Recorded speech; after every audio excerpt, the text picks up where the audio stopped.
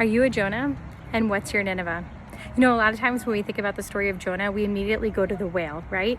But there was a whole epilogue before Jonah even got inside of the whale. Jonah was a prophet, which means he knew God. He understood who God was and is to come. He knew his God.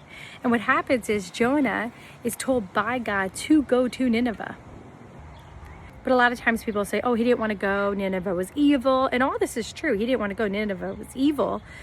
But there's more to it than that. Jonah felt like Nineveh deserved God's wrath. It was more than him recognizing the evil that was occurring in Nineveh. He felt like they deserved to be destroyed. It wasn't that he didn't just want to not go. It's that he felt like there was no reason for him to go. And so because he felt they were so evil, he ran away from the call. And he gets on a boat and he says, forget it. But here's the amazing thing that sometimes is missed in this whole story is that 3 times God provides a calling and provision for Jonah. The first time is the original call. God gives him provision and a calling to go to Nineveh.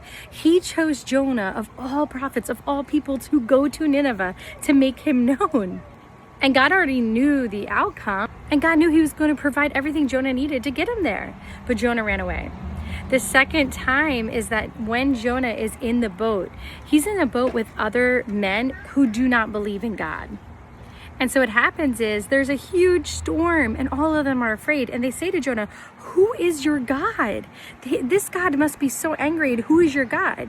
And he says, my God is the Lord. And immediately they're afraid because they know he means business. And so Jonah, knowing God's rage, he knows that this is not going to stop. And so he tells them to throw him over and throw him overboard.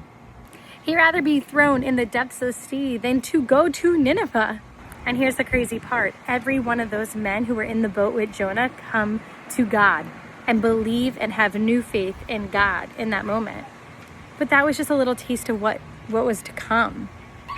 And so all those men believe in God. Jonah's stuck in the whale for 3 days. And finally he goes through a whole thing where he's talking about his death and in the sea. And finally God has the whale spit him up. And so Jonah is spit up from the whale.